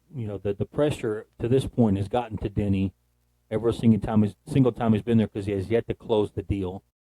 Larson's been there. He's done that. He's won the championship. It's not just what's on the race. It's all the radio stuff you have to do and the TV stuff you have to do. They're also wanting a win. They haven't won a race since May. So if you haven't won a race in 6 months, especially that 5 team, what do you think they're going to do coming into Phoenix? Well, it's interesting because it's essentially only 2 teams. Okay, Mm-hmm. I know you have 4 drivers, but Denny and Chase Briscoe are out of the Joe Gibbs Racing stable, and Willie B and Kyle Larson are out of the Hendrick stable. So this championship literally is, and I wrote this down, it's literally Yankees, Dodgers, Lakers, Celtics, Canadian Bruins, Bills, Chiefs, whatever rivalry you want to use. That's what this is. This is not even close. This is the best 2 teams in Cup going for a championship. So no matter which driver wins, either Rick Hendrick or Joe Gibbs is going to win the championship this year. And it's just remarkable to see. But I think Larson, again, all these drivers with the exception of Chase Briscoe have been to the championship four. So they know what that's like, but only Larson has closed the deal. And I think that gives him the lead, if you will. Coming out of Martinsville, top 10, Byron wins by 0.7 seconds over Blaney, followed by Chase Elliott, Ross Chastain, Kyle Larson, right there. Ryan Preece, Seabell, Joey Logano, Todd Gilliland, and Josh Berry. Jeremiah, what do you think about those new faces in the top 10? You have Ryan Preece, you have Todd Gilliland, Josh Berry in the top 10. Again, Briscoe and Hamlin did not finish the race, had DNFs due to engine issues. That's why winning those races are so important. I think Todd Gilliland is a little bit of a guy of the future, in my opinion. He was great. He was great at Dega. I think he's a really good driver. I think if, for example, if Cindric's ride would open at Penske, I think Todd Gilliland would probably fill that spot. Or if that 21 car ever opens up, I could see Todd Gilliland going there. I like Todd Gilliland. I think he's a good driver overall. SVG got 14th, by the way. He's starting to figure out. He's starting to figure out ovals, and when he does, God help us.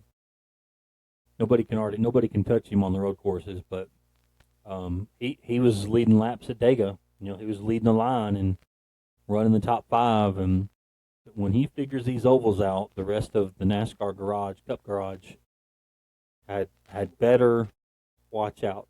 Jared, dipping down into the AAA Xfinity, it's been exciting. There's been some feathers ruffled, and Jeb Burton's made a lot of folks mad when he when he quote unquote caused the big wreck that we saw on the front straight there, the coming to the start finish, the tri-oval. You wanna know what's funny?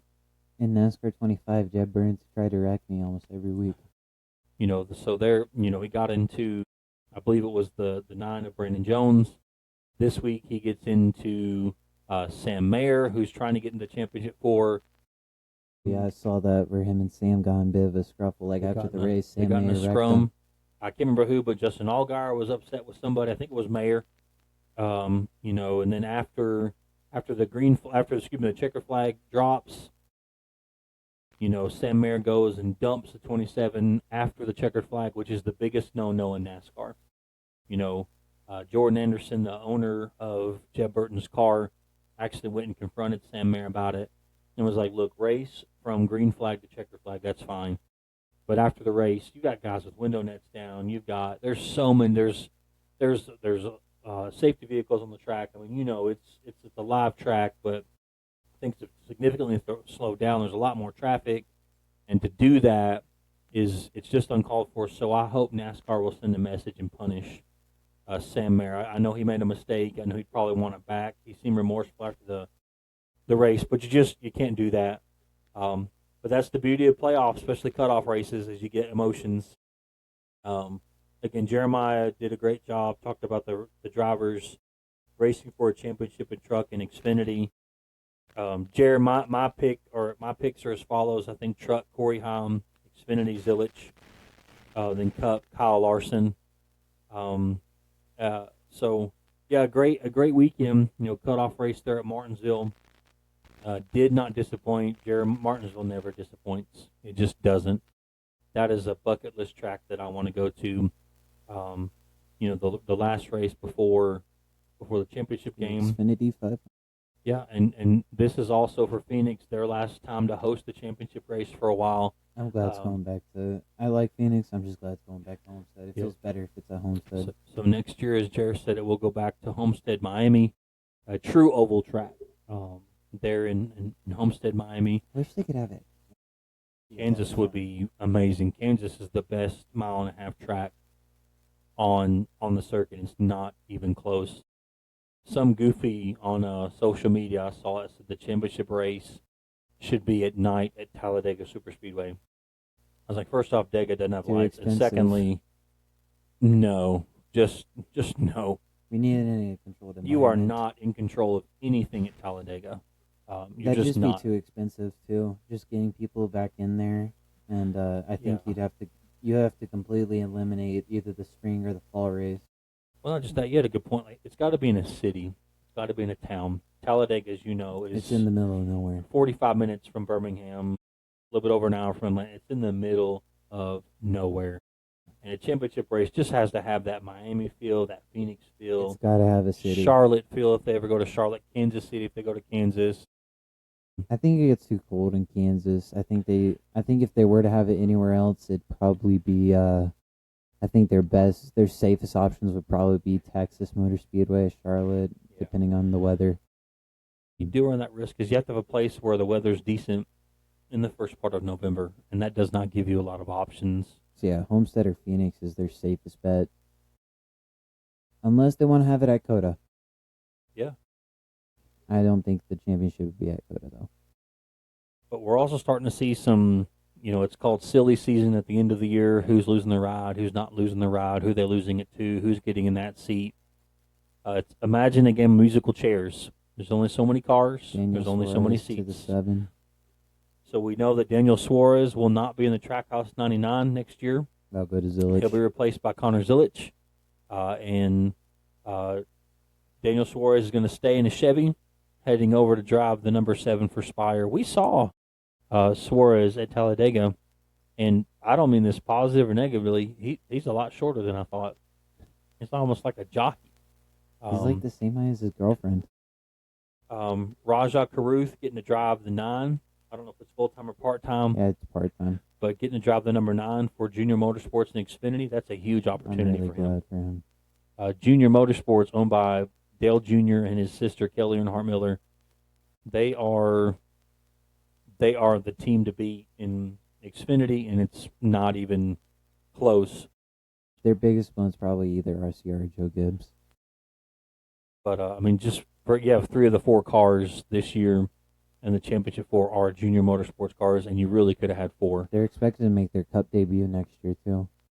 I'm not sure if full time or not, but Junior Motorsports has gone up into the Cup a little bit this year with Justin Allgaier driving the 40 car. They raced at Daytona with Allgaier, like you said, in the 40. He did very well. What did he finish? I don't remember. I think it was like, I don't remember. But he also filled in for Kyle Larson when Larson tried to do the double. Oh, yeah. And he drove from the back to like 13th. So, I wonder yeah, how much fun that is, having to get all those Larson stuff off and put the Allgaier stuff on. Look at the results from the 500 and see where he was in the 40 car. Byron won that race. Byron owns the 500. Allgaier finished 9th, top 10 in the 500. Jimmy Johnson 3rd. Yeah, there's Seabell winning his 3 in a row early in the year. We're 97 days away from the exhibition race at Bowman Gray. That'd be a fun race to go to. It's basically a high school football stadium, and where the track would be, it's a legit track. And the Cup guys go there for their exhibition race. I believe it's on February 1st this year. And then 111 days until the Daytona 500. For those of you who may not know, NASCAR starts the year with their Super Bowl. They start the year with their biggest race of the year, the Daytona 500. Somebody is locked into the playoffs from week 1. So NASCAR, exciting times. Wow, that just fell right off there. Exciting times for NASCAR Championship Weekend this weekend in Phoenix. So again, we'll crown a champion this week. First timer or second timer? Yeah. So, Jerry, anything NASCAR related? We're kind of at the end here. If Denny wins it, you better retire. If Denny Hamlin wins it, yeah, he's been the championship for I don't know how many times yet to win. If he wins, he needs to retire right there on the track at Victory Lane, because there's nothing else he can do for the sport. It'll be his 61st win. He's won all of the big races. He's won the crown jewels. This is literally the only thing he has left to do. He owns a team. I think he's 44 years young. So if he wins it, he just needs to retire and ride off into the sunset. So exciting times. If you're not a NASCAR fan, now's a good time to jump on board. Never play a NASCAR game. Play to NASCAR see what 25. Yeah, get the video game, NASCAR 25. Listen, it's a lot more than cars turning left. I don't have time for that The soapbox game right now. shows you that too. But it's a lot more than just turning left. I'll close with this. The race that we were out at Talladega a couple weeks ago, they were 4 wide, 9 rows deep, 200 miles an hour. So it's pretty amazing what these guys do. With not even inches in between each other. Not even inches in between. One guy makes a mistake, and it's a junkyard. Jerry, anything else, buddy? That's it. Hey, we missed you guys. We're back from vacation. We had vacation and then had some, let's call it vehicle trouble. That kind of threw a kink in some things and trying to get back into the flow of school and work. But we missed you, so please, Jared, tell them where they can watch us and find us, and the importance of sharing, and how can they maybe even just get connected with the podcast. What are some things they need to do? We're on almost everything. We're on Instagram, Spotify, YouTube, Twitch. We're on it all, so if you can just share it, that'd be sweet. So yes, Twitch, Spotify, and YouTube, what we're all on. Yep. Jeremiah, any closing thoughts? We found out about the soundboard. We found a tool. It sounds like, I don't know if it goes through on Twitch. That's a good question. All right, Jared, tell them goodbye. Goodbye.